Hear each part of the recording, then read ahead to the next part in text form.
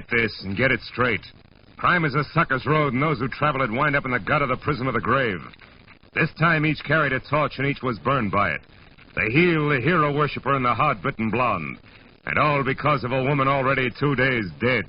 From the pen of Raymond Chandler, outstanding author of crime fiction, comes his most famous character in The Adventures of Phillip Marlowe.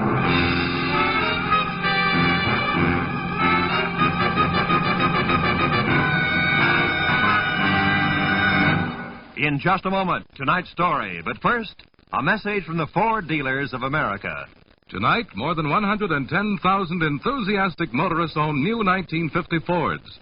Here's what Donald L. Gibson, a pilot from Kansas City, says about his 50 Ford.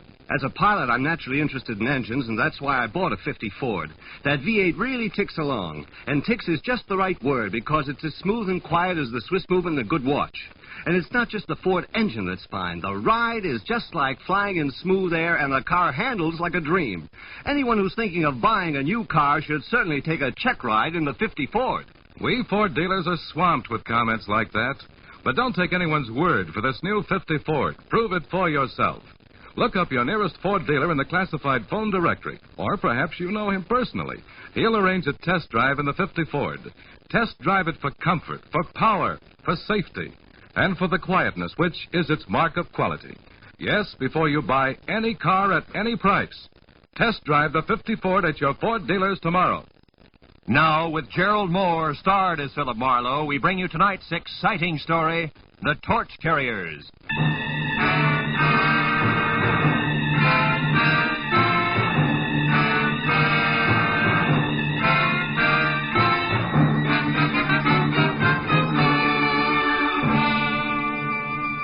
The 8 hours that had just slipped away had been a noisy assortment of big people with little troubles I hadn't wanted to help.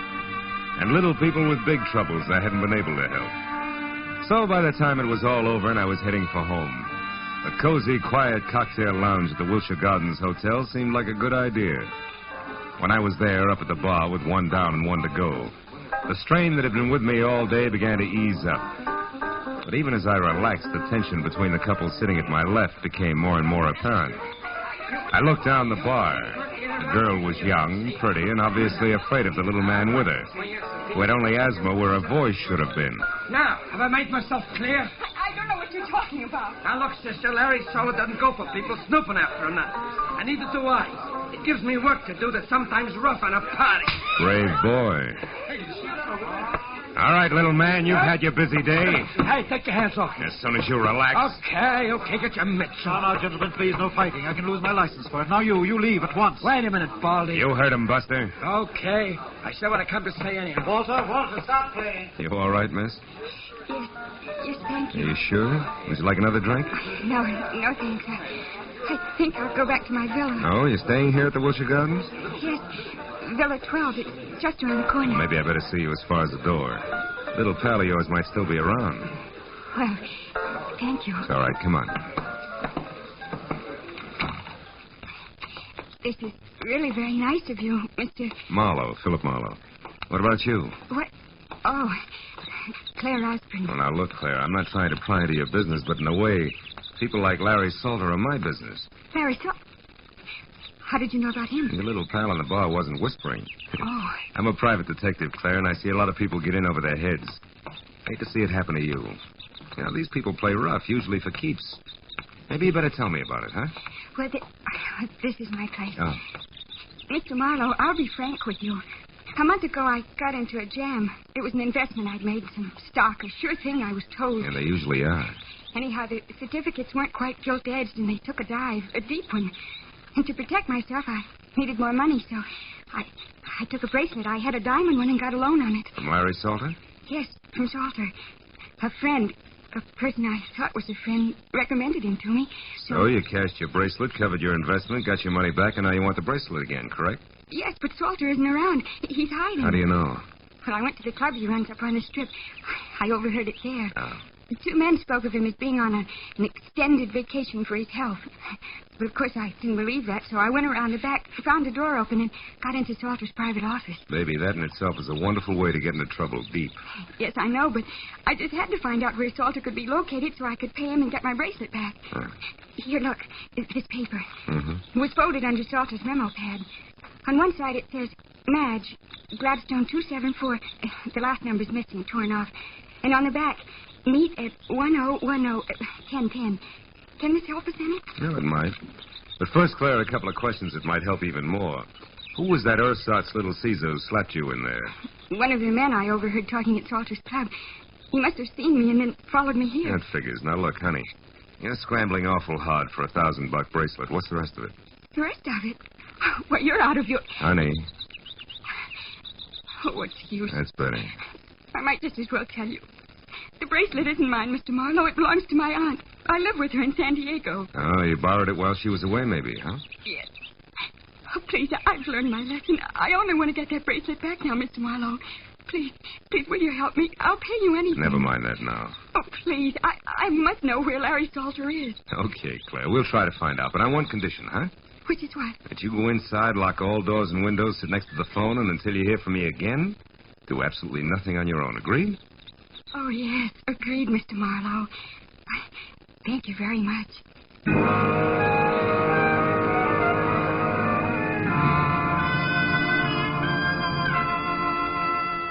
Maybe it was because the sweet young kid had the kind of voice you could still hear long after she was gone. You know, one of those lingering sounds, like the echo of a train whistle hanging on crisp early morning air.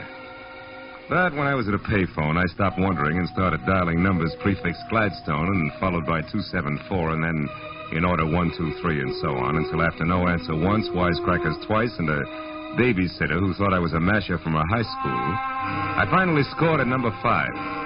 The answer took me to a dame named Madge Gilbert at a place called the Beekman Plaza. It wasn't the kind of place you'd go for Mother, and Madge Gilbert wasn't the kind of girl Mother would put up with. However, she must have been nice to look at once. And from the smile, pleasant to know. Okay, Mr. Busy Guy, now that we're together, what is it? Well, for one thing, the name's Kirby, and you can drop the fancy handle. Uh-huh. And for another thing, Kirby? I want to find Larry Salter, but quick. Why? Got a proposition for him. He won't be interested. Sit down. How can you tell? You don't know what it is. No, but I do know what at the moment Larry is. Yeah? And in 3 letters, my friend, the word is sad. He lost his lady love. Drink? No, thanks. What do you mean his lady love? I heard that you and Never Larry... mind what you heard. All that's used to be. The pre-Janice trial period. And the sad comes from Janice finding a better deal, maybe, huh? No, she was killed. Automobile accident, night before last. Salter with her? No, again. She was alone and drunk. And that's probably the way Larry is right now. A blind fool. Fill it up, will you? Sure. Look, baby, believe me, it won't put out the torch you're carrying. Shut up. Sorry I brought the whole thing up. Now, what was that proposition you mentioned? For Larry exclusively. Where is he? At the foundry on Cushing? Where? The foundry in East Los Angeles. Hey, wait a minute, Kirby. You seem kind of lost for a friend of Larry's. I'm just fuzzy on locations, that's all. How about numbers? The address down there, what is it? Come on, fast. 1010. Unless it's been changed recently. It hasn't. Okay, busy guy, you're still all right. Thanks. And if you play it real close, I think you'll be, too. See you, Madge.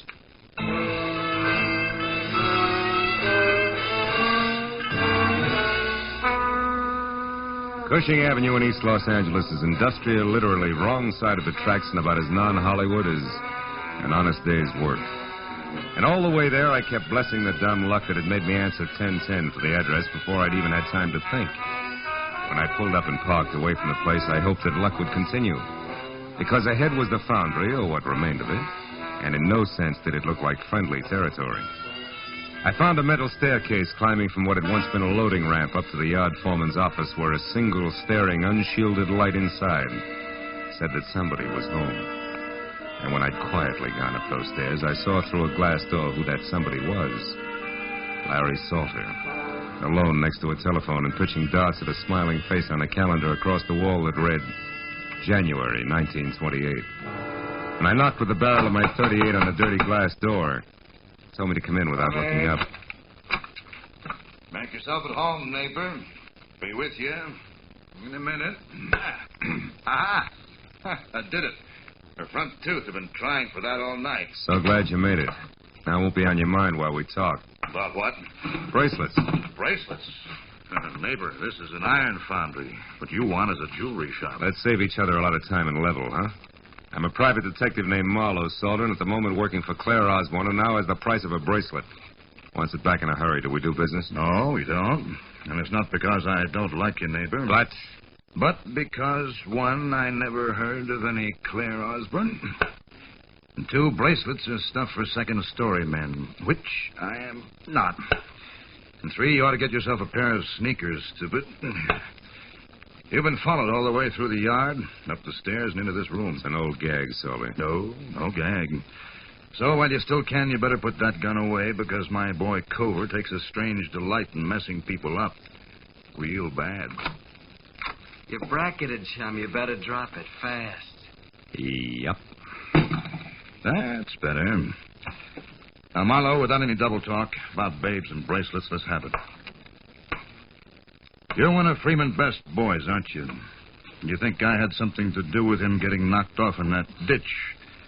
You're here to square things away. That's it, isn't it? No, it isn't. Get your hands off me. Okay, I won't touch you again.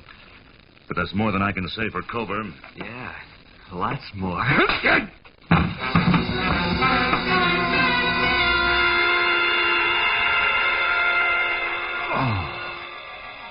It was a toss-up whether Cover's gun on the side of my head or the side of my head on the floor had done the damage. But either way, it didn't seem to matter. Because I couldn't make it back any further than Larry Salter's voice. It sounded like it was coming from the bottom of the well. You see? Even though I could see him talking it at the telephone. Okay. My place later. Oh. It's 8100 North Lucerne in Hollywood. But then, I couldn't even see that anymore.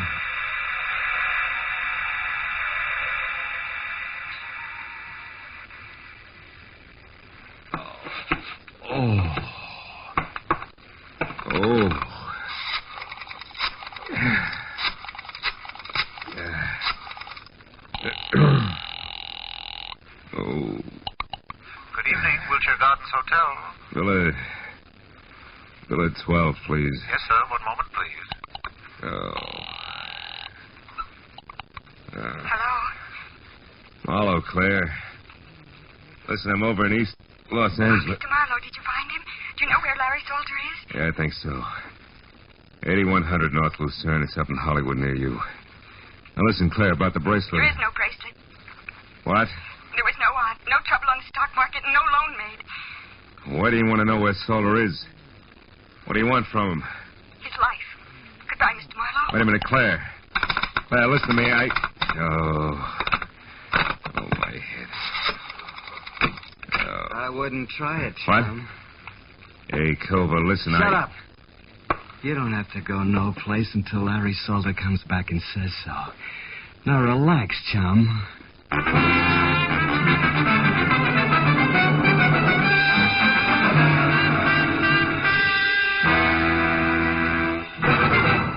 In just a moment, the second act of Phillip Marlowe. But first, a brief message from the Ford Dealers of America. Over 100,000 motorists are experiencing the engineering leadership built into the 50 Ford. As owners, they already know that it's the one fine car in the low-priced field, and it's personal experience that counts in buying a car. That's why the Ford Dealers of America are issuing this special invitation to test drive this new 50 Ford for yourself. In the classified phone directory, you'll find the name of your nearest Ford dealer. Perhaps you know him personally. He'll be delighted to arrange a test drive tomorrow. So get behind the wheel and test drive it for the comfort of its midship ride and its unmatched roominess.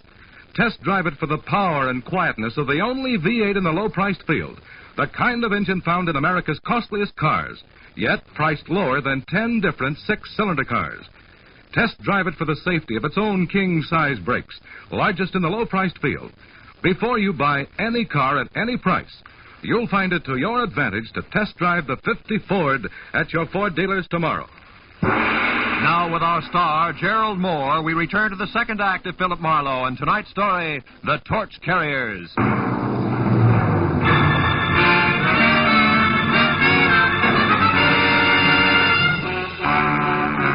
I turned to the poker-faced Cobra and the 45, both staring at me from across 6 dusty feet of concrete floor that made the ancient East L.A. foundry seem colder and even more lonely. You don't stay put so good, do you, sweetheart? You're kind of heavy-handed with that gun, aren't you, Cobra? You want to try again, sweetheart? I'll pass.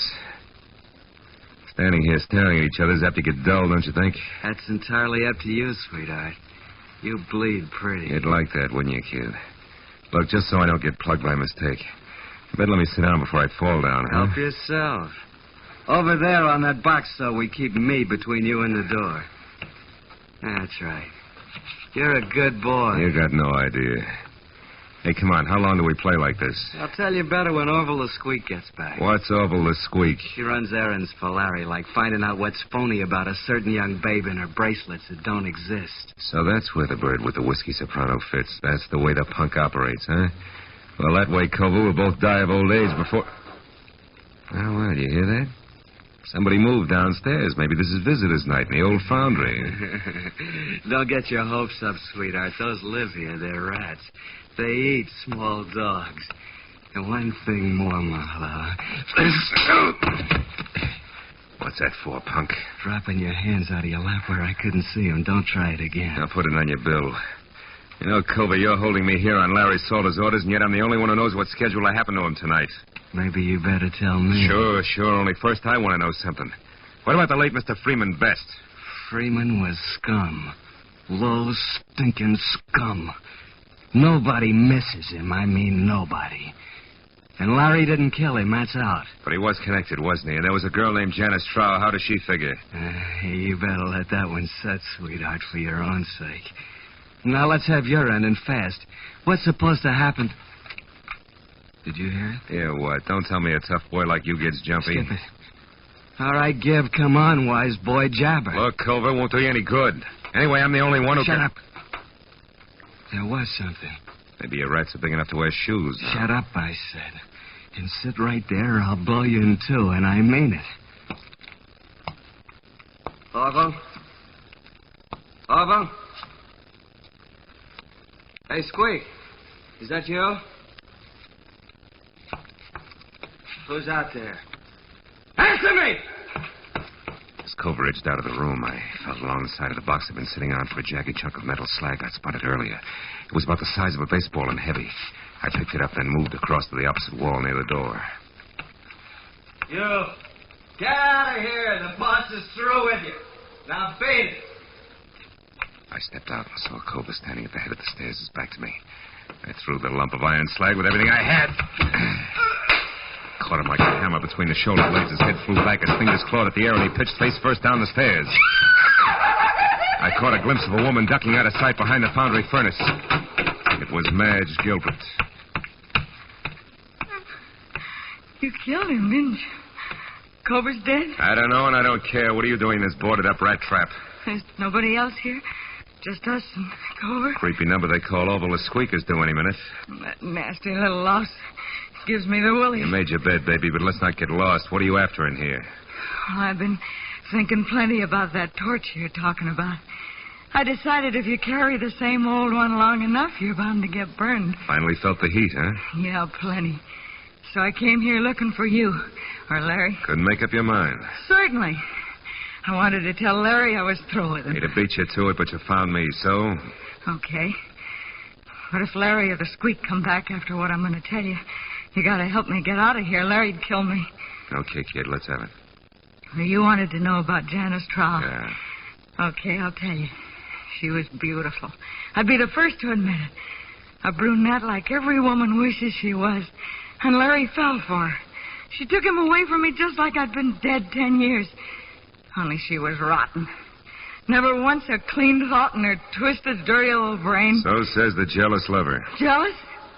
Sure, I was jealous at first. And just hurt and disgusted. She was double-crossing Larry every time he turned around, but there was nothing I could do. I tried to tell him... So far, it's strictly stock, Madge. Yeah, all but this. One time I made it stick. She borrowed Larry's car to take that slimy Freeman Best out for a ride in it, with extra laughs because it was Larry's car, mind you. And Freeman Best, in case you haven't heard... I've heard. Well, I got a lead that they were going to wind up at the Bridge Cafe. I made Larry take me out there to prove what I'd been telling him about Janice was true. You proved it? Sure. We waited for him at the bridge. They showed up all right, doing 90. She couldn't make the curve, and they hit the bridge railing. He killed them both. Wait a minute. You're stretching, baby. Freeman Best's body was found 30 miles south. Sure it was, because Larry couldn't bear the idea of Janice Trow being found with Freeman Best. He tried to protect her and keep everybody from finding out what a tramp she really was. He pulled Freeman's body out of the wreck and hauled it clear down to Long Beach and dumped it. I watched him do it. And all this business is just to keep that secret about Janice Trow, huh? Sure. Gee, can you imagine a love like that going to waste, huh? Why, even with her dead, even now, he won't as much as speak to me. I'm not so bad. I've tried and I've waited. But he won't drop it. So it's all yours, Kirby, and take it. I hope you put it right where it hurts him the most. No dice, baby. Kirby was a stall. I'm Marlowe, private detective. What? Gee, how cheap did I sell out, anyway? It depends. The only axe I'm grinding is for a girl named Claire Osborne. Ever hear of her? No. That's funny. For some reason, she hates Salter even more than you. Listen, it's horrible. It's horrible. You stay where you are. I'm scared of him, Mom. I'll pull his fangs. Just don't get absent-minded about which side you're on.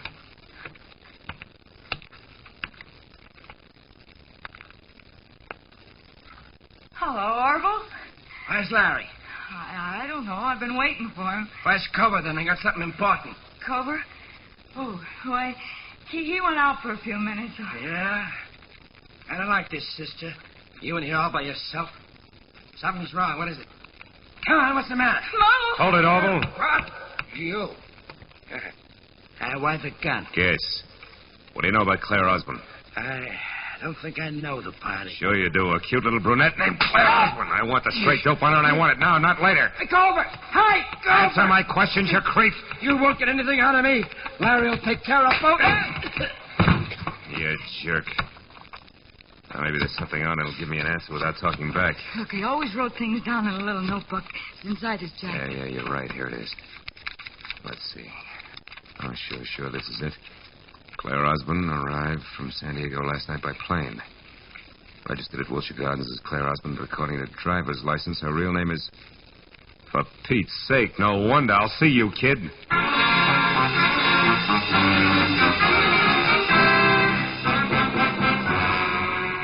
It took me 20 minutes to get from East L.A. over to Lucerne and another 5 to find the bleak white bungalow that belonged to Larry Salter. Its front windows were dark when I drove past it, parked on a side street, and walked back. But in the rear, one window showed a light.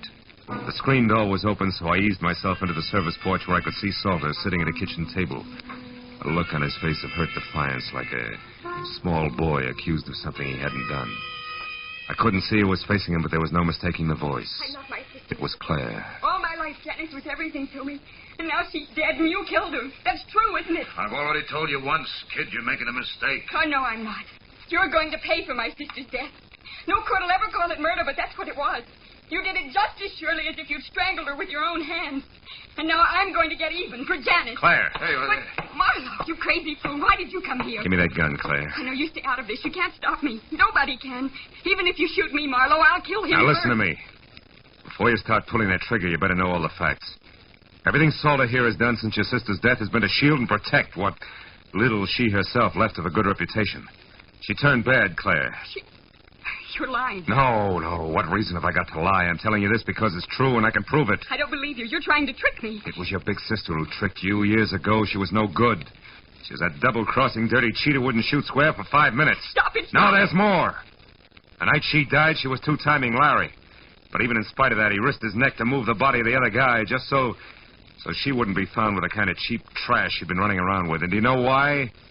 Because Larry Salter there loved your sister, loved her every bit as much as you did. Loved her? Yeah. I know. No, this can't be true. Yes, it's true, kid. All of it. I loved her, all right. It's just too bad that Janice went like she did. Oh, Marlowe. Okay, baby, the hard part's over. Come on. Give me the gun. You don't want to shoot anybody. Not now.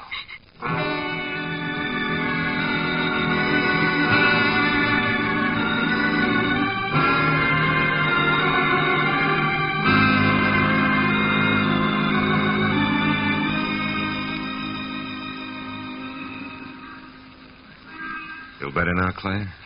Yes, I'll be all right when I get used to a few new ideas. Yeah. What's going to happen to me now? Well, that's pretty much up to you. How do you mean? The world spins like mad, honey. You have to keep up or get lost. Like I was tonight. Mm-hmm. I was lost, Marlowe, terribly. Everything I had any faith in was gone. Yeah, I know. That's because you had blind faith, Claire. You know, that's okay for kids, but you're a big girl now. Oh, yes, I get it. From now on, it's me, on my own 2 feet, and my eyes wide open.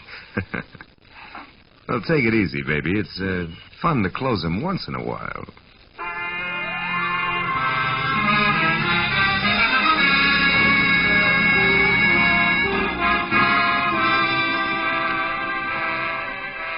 After I dropped Claire off at her hotel, I remember the drink I'd started out to get and left half finished on the bar.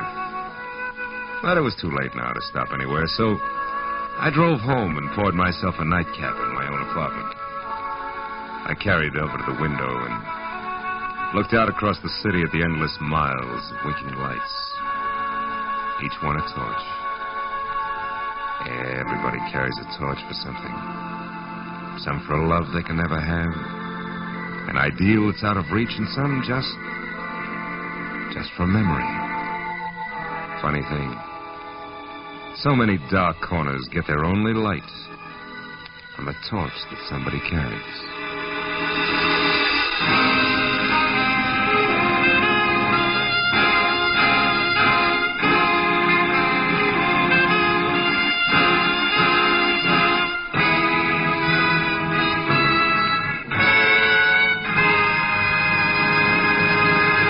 Phillip Marlowe will be back in just a moment. But first, here's a message from the Ford dealers of America. More than 110,000 delighted motorists were already driving the new 50 Ford. Here's what Jack Farrell, hotel manager, says. I did a lot of shopping around and chose Ford for styling. And I'm certainly glad because I found there's plenty of car beneath its beautiful body. There's plenty of power under the hood, too. And it's as comfortable as a high-price car. I could go on for hours about the quietness, the economy, and the comfort of my car, but it all adds up to this. The 50 Ford's a mighty fine car to own. We Ford dealers are not surprised that new owners rave about their 50 Fords. We've studied this new Ford from stem to stern. We know every detail of its 50 ways new for 50. But until you get behind the wheel, you won't be able to believe how good it is. That's the reason we want you to test drive the 50 Ford. The classified phone directory will give you the name of the nearest Ford dealer.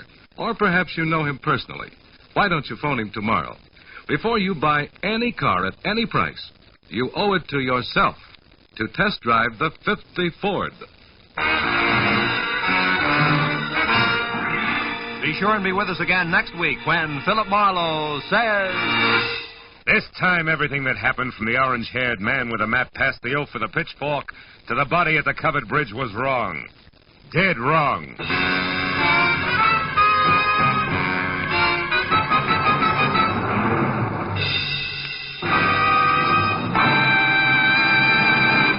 The Adventures of Phillip Marlowe, bringing you Raymond Chandler's most famous character, star Gerald Moore, are produced and directed by Norman MacDonald and are written for radio by Robert Mitchell and Gene Levitt. Featured in the cast were Sammy Hill, John Daner, Vivi Janis, Harry Bartell, Wilms Herbert, and Edgar Barrier. The special music is composed and conducted by Richard O'Runt. This is Roy Rowan speaking. Stay tuned now for Gangbusters, which follows immediately on most of these same CBS stations. This is CBS, the Columbia Broadcasting System.